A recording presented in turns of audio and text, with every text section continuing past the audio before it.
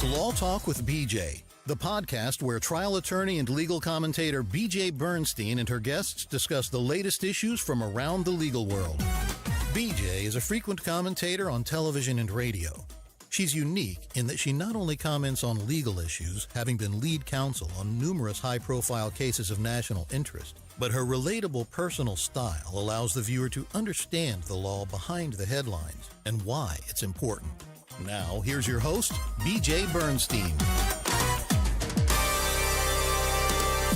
Welcome to Law Talk with BJ. I'm BJ Bernstein, and I'm here with my guest, attorney Jessica Stern, and we are going to tackle something that is dominating the news day in and day out, and that, of course, is the United States immigration system.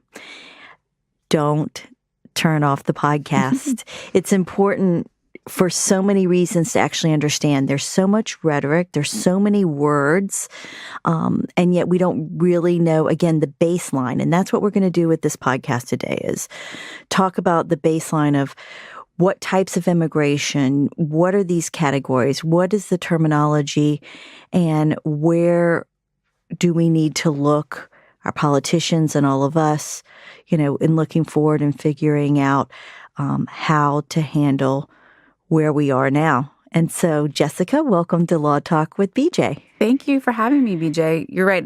There's not enough opportunity to really clarify what's going on, and I appreciate the chance to do that with you. So it starts with the Immigration and Naturalization Act. Woohoo! Exciting stuff. And, that is basically the body of law governing immigration policy.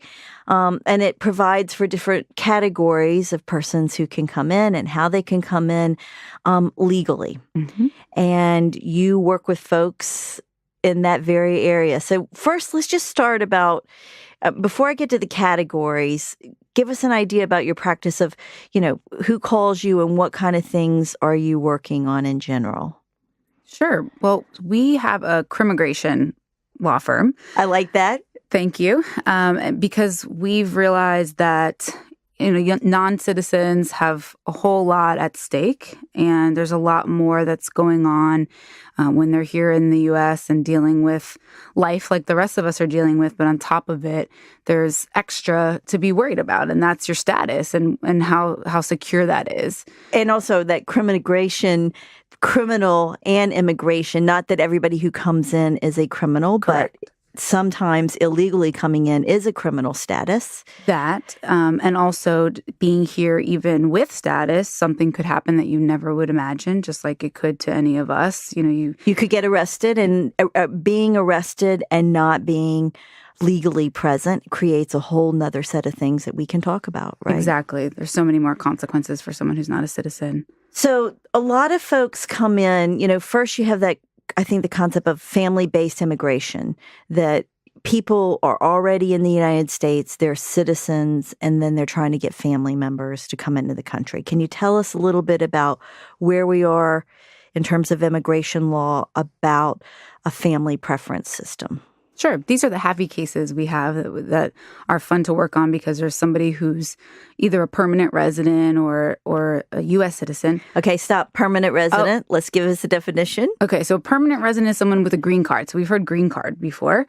And this means that they have applied through a family member usually, or maybe in a rare situation through an employer, and we can talk about that a little bit, for residency in the U.S. So they're immigrating to the U.S. They're not just here on a temporary visa. They have legal status to permanently reside here. So they've gone through the hoops of someone is here, whether it's a job or a family member, that entitles them to apply and come into the country to seek residency or citizenship here based on that relationship of the family member that's already here. Yes. So first, residency has to happen. So sometimes that's some confusion. People say that they can just jump to citizenship, but you have to be a permanent resident before you can ever be a citizen. Okay, so that word permanent resident, is it what it sounds like, that you have moved, you're full-time here in the United States? Yes. Okay. Yep, you have to be intending to live here permanently. You have to be in the U.S. more than you're outside of the U.S., and you have to be showing that you have the qualifying relationship to grant you that status and that you can afford to live here. I'm going to slow you down.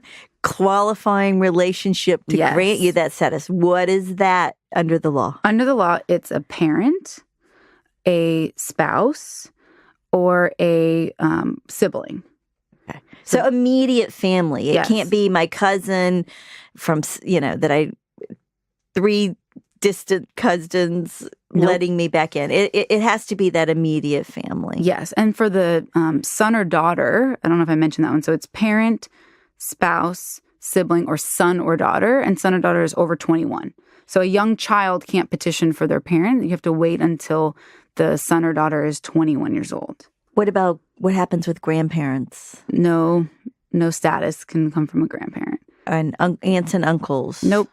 All right. So that's a pretty tight family base. Mhm. And then they get residency, as you just mentioned. And then what's the process from there? Well, I think we should mention that it's not just this quick jump, especially if we're talking about siblings or if it's a permanent resident applying for a family member. We're talking about 10 years or so, depending on the country that the person's from. But it's a long wait because there's only so many visas available in certain categories. Like for a brother or sister of a U.S. citizen, there's only 65,000 visas available per year. It sounds like a lot, but it's not. And it causes a backlog of, right now we're looking at around 12 years of being behind in approving these visas. Wow. So it takes a long time before you can get to that residency, before you can even get here. So they're in the other country waiting Yes. to get here. They're not in the United States already. Correct. Okay. So that's that one category that's covered. And then we have folks, I think you mentioned, who come here for working purposes. Mhm. Tell us a little bit about what allows someone from another country to come in and work legally. This has changed a lot since the 1940s and 50s, when we heard just about sponsors being able to sponsor somebody to come to the U.S. Now it's very limited and for very limited purposes. Usually it requires a specialized degree. So, really highly skilled, highly educated person that is being sought from a company here because they can't find qualified employees that are U.S. citizens. So that's the type of folks who are attracted to Silicon Valley, to high-tech Sure. jobs, who perhaps have expertise beyond or a specialty such that that industry needs the person. Sure, exactly. And then there's some other skilled labor types of jobs that are much shorter periods of time, like 3 months at a time to work on a project or something that is requiring their skill set that they can't find here in the U.S.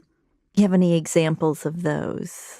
Well, there's certain building projects or certain things that they may require either a certain experience that maybe hasn't happened yet in the U.S., or maybe it requires a certain language skill in order to work in a certain area. And so they bring somebody from another country to do that. Also, there's different models and actresses and things like that where you can get limited visas. But it's not a big window of opportunity. It's really limited, and you're not allowed to do certain things under those visas. You have very strict rules of what you can and can't do. So let's say I come in on just hypothetical, because, I'm a lawyer and the word hypothetical is one of our favorite words. So much fun. Let's say I'm an actress and I come into the United States and I'm on a working visa. I fall in love with an American citizen. Mm-hmm. Then you're good to go because you get married to someone who is an American citizen. Am I right? And then you're on the path, not automatic. Yes. A spouse that has an immediate visa available. So if you're married to a U.S. citizen, there's still a processing time. And nowadays it's getting longer and longer. It's 8-9 months, a year before you would be granted your green card. But there's immediately a visa available because they don't want to separate spouses. Whereas if you're a sibling, you're waiting 10 years, as I mentioned. And while we're talking spouses, one of the things that over the years you've seen in film and on the news is this idea of marrying someone just to be able to get into the country, Sure. marrying someone not with the intent to really spend your life with them. How much of that is an issue? And I think that would probably part of your definition of crimmigration, Mm-hmm. where you may lawfully get in here, but then it turns into potentially a criminal situation, that the only reason you're here is not for love But and for marriage, papers. for papers. Yeah, I do see that a lot. I mean, it is a problem, but it's not something that goes unnoticed. It's obvious to me when a couple or a supposed couple comes into my office and they're trying to meet all the criteria, but the things that you would expect a typical couple to have, they don't have. They haven't trusted each other with their finances. They, opened up a bank account, but they didn't put any money in it because they don't trust each other with it. There's a lot of red flags, and immigration officials know what to look for, and they highly scrutinize folks that go in for their interviews. I mean, you get questioned about everything, things that you don't think you should have to prove. Why should we have to prove this? This is our life. This is our true way of living. But when you're asking for an immigration benefit of becoming a U.S. resident, they're going to look at everything and look at everything with fine-tooth comb. So not an easy path there either. It's not. No. It has to make sense, right? Would a couple who truly is intending to spend their lives together, would they do this? Or does this kind of smell fishy? And if so, they'll separate the two and question them individually, ask them down to the questions of what color sheets do you have? It's like, well, we have different sheets. They're not all white, but, they'll ask some interesting very questions. specific things, trying to ferret out again that, because the concern is you follow the law with regard to that. Now, the big topic that's everywhere, that concept of refugees and asylum. Yeah. So let's tackle it. First of all, let's start. Refugees, who are they? And then how did they become asylum seekers? Great question. So refugees are granted a refugee status from outside of the U.S. through a United Nations program for refugees. It's a really thorough vetting process, and this came up a lot during the travel ban conversations, and still is part of the conversation, that there needs to be stricter scrutiny there. But they already are waiting for about a year and a half or so as they're getting vetted and screened to be granted refugee status. So there are people in certain countries that are seeking refuge from persecution. A well-founded fear of Exactly. persecution would be the legal standard there. Yes. So it can't just be, I want to leave where I am, but that because maybe of a social group, a political opinion, their religion, or national origin, they are facing something that is dire. Absolutely. Okay. And that's already determined before they're granted the refugee status. So if there are refugees that were granted refugee status and they're now in the U.S., it's already been found that they have a well-founded, credible fear of persecution. And so then once they're here in the U.S., then after a year, they're able to apply for their residency. Versus asylees seeking asylum status, they were not granted any particular status beforehand because maybe they couldn't get to a refugee camp where they had a settlement and a process already. They found their way to the U.S. on their own. And once they get to the United States, they have 1 year from the time that they get to the U.S. to apply for asylum status. And it's the same standard. So it's the same idea of the persecution for political opinion, religious beliefs, gender, or particularized social group. So with the influx that's happening right now, and according to the news, it's heavily from Guatemala, El Salvador. We're hearing a lot about, they're arrested as soon as they cross the border, or that the person is well, let me backtrack a little bit. So one of the things I keep hearing on the news is, we don't want you to come here there's a way for you to ask for asylum before actually entering the territory of the United States. Is that the case, or it just depends on the country whether that's even viable? It depends on the country whether it's viable. I mean, there are some places that have established settlements because there's something happening in the country specifically that the UNHCR organization has already determined is a legitimate, credible reason to be seeking refuge from that country. But in Central America, what people are fleeing from are, true dangerous scenarios of life and death from, gang violence, just overall poverty and danger in their country. But those circumstances, unfortunately, aren't commonly recognized in law to be enough of a fear of persecution for those reasons, right? Because it's generalized. A lot of people in the country are facing those things, and it's not necessarily an easy distinction of, oh, it's because of your religion, oh, it's because of your political opinion. It's basically you're not in the cartel, or you're not in, one of these other really serious gangs, and you're trying to say, I'm not a member, they're a member, and that's why I'm in a separate group from them. And it's not, the law hasn't completely recognized that yet, unfortunately. So the circumstances that you're mentioning is that they may not have the chance to apply beforehand and be approved beforehand, and they're taking the chance to come to the U.S. and seek safety for them and their families, and then deal with the process when they get here. And apparently, from the reports that we're hearing, they know enough to know that when they get to the United States and they see someone, they immediately are asking for asylum. Sometimes, yes, they do. And then sometimes people, they come through and they see if they get caught. And if they do, then they'll claim asylum. Because people don't necessarily know exactly what's going to happen once they're caught. And, some are intending to go about it from the beginning through the legal process, and some, try their best to get in and then see what happens.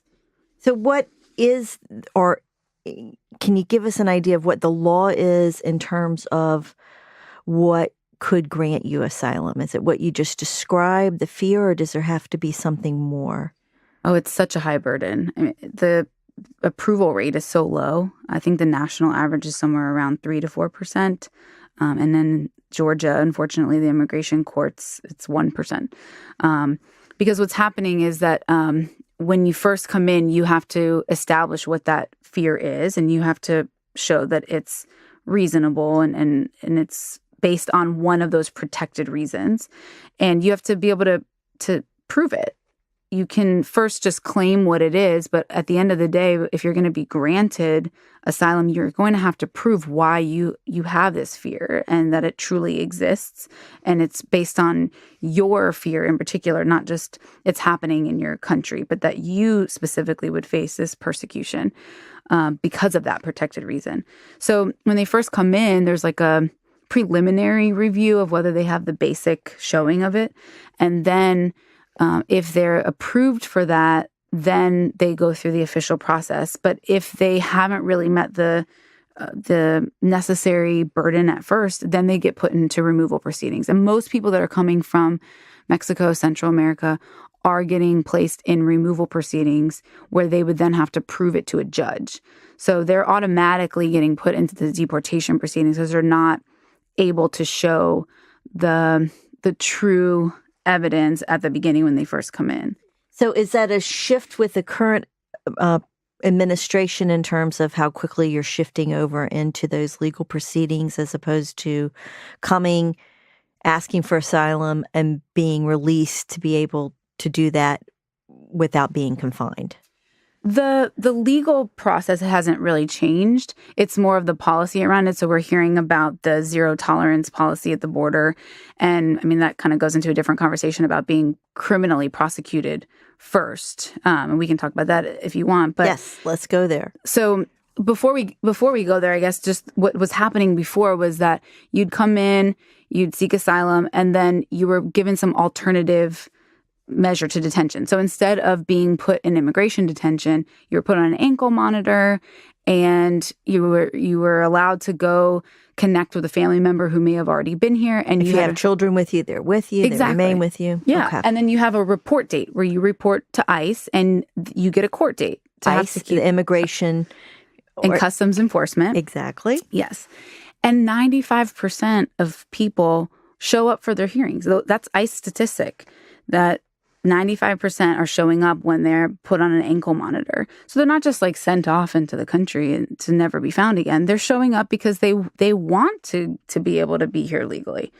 But now what's happening, BJ, is that with the zero tolerance policy, the Southern District of Texas, the U.S. Attorney's Office has a mandate to have zero tolerance for folks coming in. And instead of them going through the immigration removal process where they can prove their asylum claim, they're being first prosecuted criminally for illegally entering the U.S. It's a federal crime as well. Normally, that people aren't prosecuted for it, in the first go. And that was a matter of policy for a number of years. Yes. Okay. And then the zero tolerance comes along and it's a shift. Go criminal first, separate families, incarcerate the parent. And then obviously we're dealing with all of this about where the children are and how they're being taken care of. Do you, in your practice, have you ever seen anything quite like what's happening now? No, absolutely not. And that's across the board from colleagues and practitioners from all different parts of the country. There's always been discretion, whenever we're talking about prosecution in any form, there's some sort of discretion to make decisions based on the circumstances and what's happening. But now we're seeing that discretion just completely taken away and just being hard-handed with everyone. So one other thing as we're talking is realizing how many people our economy operates on persons who have come into the United States who are not citizens to be able to run farms, run businesses, dishwash at restaurants. I know over the years I've had more than one group of folks who were arrested, at restaurants at the time, and now it's even broader and it's affecting a lot of things. We're here in Georgia, but Georgia's not the only state. All the states that have a large agricultural economy has relied on foreign workers. What has been happening? Or are you seeing a shift there in terms of if I were a farm worker and I were coming in to pick peaches in Georgia in the past, before this particular administration, what was their process of being here? They would just get here and go to work, or did they get some sort of status in general? Sometimes they would have some sort of status in order to work those farms. So those were the short-term visas that I was mentioning. Usually they're for 3 to 6 months during seasons that the farmers would need them. But then some have been here. They came illegally at the border many years ago, most of the time 10, 15, 20 years ago. And now they've been working and they are beloved by their employers who don't even want to be called their employers anymore. One of the most amazing things I've learned in doing this work is that there are so many really loyal friends to folks that, others consider illegals, but they would otherwise have really conservative policies. They might be in South Georgia or somewhere else and consider folks their family. I mean, they love these guys and will do anything to help them and are blown away that as a U.S. citizen, they can't do anything to stop the deportation bus from rolling over their friend and their employee. And it's really heartbreaking because they think they should be able to do more. And I say, well, you have to call your congressman. I mean, that's what you have to do and speak about how important this is for you. Have you seen, a lot of these employers, I guess they know that they're not legal. They know that they don't have the proper papers. Have you seen any prosecutions of employers in the last 10 years or so for turning a blind eye to what the law is, even though without that labor, we wouldn't necessarily, or they probably would not have had the peaches picked or the tobacco or, grapefruit in Florida. I mean, pick the state, pick the crop. That's been the backbone of a lot of industry. Absolutely. Over the last 10 years in this administration and the last administration, there were active raids, so to speak, where there would be an active enforcement action against certain companies that were employing a lot of undocumented workers. That certainly happened over time.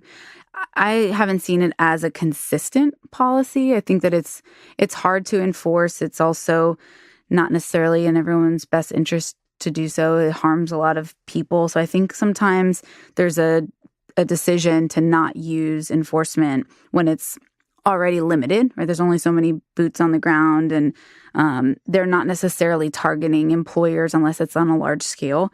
But I have been seeing more and more threats to the employers that are employing my clients, that are standing up for them and coming to court and saying, I vouch for this guy. I've known him for 10, 15 years. There's a lot of intimidation going on. So the ICE agents or even the judge will, lecture and threaten them that something could happen to them. And, they're pretty fearless, I'll say. I mean, they're not afraid because they know that it's the right thing to do in the most cases, to stand up for somebody that they believe in, somebody who they think deserves to be a U.S. citizen more than U.S.-born citizens do sometimes. Is their opinion. And then at other times, I know, like with my criminal practice, I had a young man who was court appointed to me in federal court who had been working at a grocery store. And it turned out that a lot of people from his community, I want to say maybe he was Czechoslovakian. I can't, it was a Slavic community, and he was in the United States, and he was actually arrested not because of his immigration status, but they arrested him to be a witness in the case and hold him so that he would have to testify against the employer, and went through a whole lot to just get him out on bond. What did they charge him with? Well, there's a way to get a warrant for your arrest to be a witness.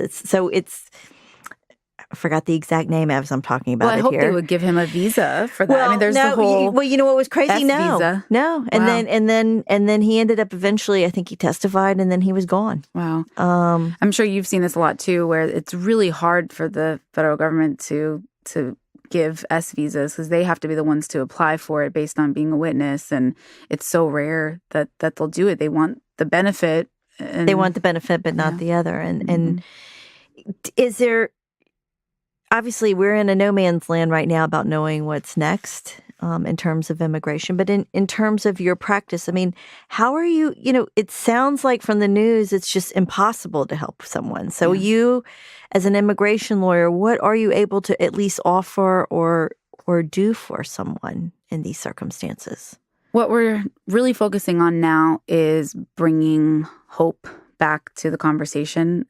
It's been really scary for our clients and for the community, and to instill that back into their lives is really critical because, there's families and kids that are going through trauma right now, and that impacts societies for years to come. There is a lot that we can do for our clients. I mean, really, the law hasn't changed.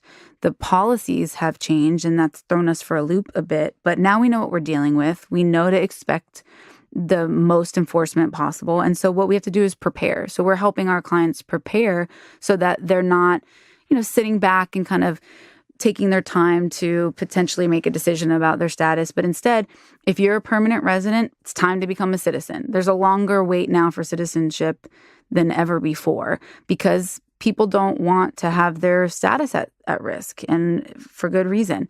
They want to be able to vote. They want to be able to have a say in what's going on and who's leading our country. And so people are standing up now more than ever, and we're really proud to be standing up beside them, in front of them, behind them, and helping them secure their permanent place here in the U.S. So once again, lawyers aren't all bad. No. And as we're with every episode, we've been sipping on a cup of tea as we talk about something that's really daunting. And I look forward to maybe some more conversations with you and some other lawyers because, again, it's this dichotomy of we are a country of immigrants. I mean, everybody, the indigenous people, the Indians and others who are here, who it was their land first, somebody connected to one of us came in first without a visa, without any organization. I know my own family, child of immigrants, or my grandparents were immigrants. And it's what makes us unique from other countries. And it's what makes us the greatest nation in the world. I mean, I don't know about you, but I want people who have fought through very difficult circumstances who make it here to be part of our country. Those are exceptional people. I want them here working alongside of me and being part of my community. I mean, that's a good value to have. And so, see, you just confirmed that I made the perfect choice of tea. So we're enjoying peppermint tea, which stimulates the conscious mind and increases conscious thought. And if anything needs consciousness right now, it is how we're treating the most vulnerable amongst us, and examining who we are as a country. And when we see that Statue of Liberty, and we just celebrated a holiday commemorating our independence, how are we going to treat those who have come and are part of us? So, Jessica, thank you for joining me on Law Talk. Thank you so much, BJ. This podcast is not to be construed as legal advice. With any legal issue, you should reach out to a professional attorney that practices law in the state and area of law for which you need information or consultation. Law Talk with BJ does not establish an attorney-client relationship, which is only formed when you have hired an attorney and signed an engagement agreement or contract. It's Law Talk with BJ music theme written and produced by Atlanta Audible. This podcast copyright 2018, BJ Bernstein, Esquire.